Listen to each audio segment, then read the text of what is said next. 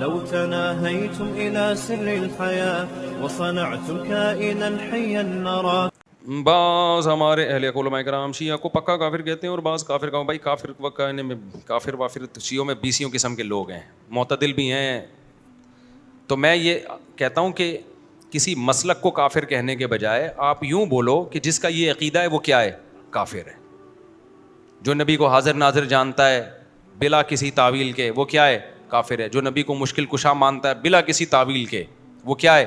کافر ہے. تو جو حضرت عائشہ رضی اللہ تعالیٰ عنہ پہ زنا کی تہمت لگاتا ہے وہ کیا ہے؟ کافر ہے.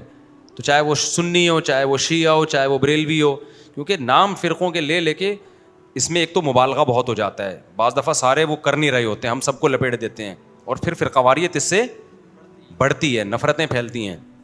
اپنے ملک کو پہلے بچاؤ. جو تو حالت ہو گئی ہماری، لڑ کے ایک دوسرے کو ویسے ہی پڑھ کے کوٹ دیا ہم لوگوں نے. آسٹریلیا سے سوال ہے کہ ہم جا رہے تھے وہاں اگر نماز پڑھتے ہیں کہ ہم ان کو منع کرنے والے کہہ رہے ہیں. ہم جہاں آسٹریلیا میں رہتے ہیں وہاں اکثر اہل تشیع حضرات وہاں جس علاقے میں رہتے ہیں وہاں زیادہ تر شیعہ حضرات ہیں، تو ہمارے گھر میں آ کر اپنی نماز پڑھتے ہیں. پڑھنے دو بھائی میرے بھائی، وہ جائے نماز پہ ڈیلا رکھتے ہیں، رکھنے تو آپ کے گھر آگے نماز پڑھ رہے ہیں نا، کوئی آپ کے چوری تو نہیں کر رہا نا.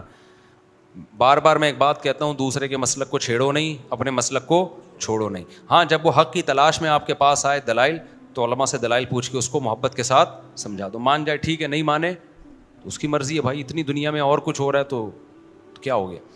تو یہ ضرور ہے کہ کوئی بھی شخص چاہے وہ سنی ہو چاہے وہ شیعہ ہو، آپ کے سامنے صحابہ کی گستاخی نہ کرے. وہ اب بولو بھائی یہ حدود سے کیا ہو رہا ہے.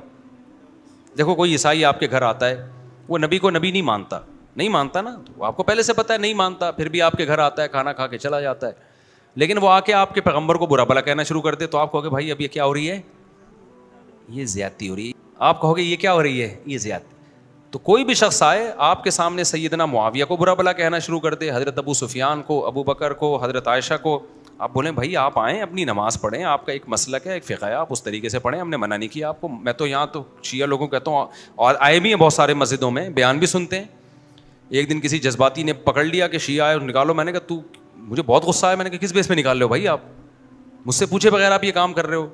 تو یہ بدتمیز ہر جگہ پر ہوتے ہیں. میں نے کہا آئیں بیٹھیں بھائی. تو مجھ سے ملتے ہیں بہت سارے شیعہ لوگ بھی، میں کہیں جاتا ہوں نا اور بتا رہے ہوتے ہیں میں شیعہ ہوں لیکن آپ کو سنتا ہوں. تو ہمیں عادت نہیں ہے اس کو جا کے چھیڑنا شروع کر دیں، پن کرنا شروع کر دیں. میں کچھ بھی نہیں کہتا. ملک ہمارا ابھی لڑائی کا متحمل نہیں. جو سیکھنا چاہے بات کرنا چاہے تو آپ محبت عزت کے ساتھ بات کر لیں. اس ہوا و حرص والا دل بدل دے، میرا غفلت میں ڈوبا دل بدل دے.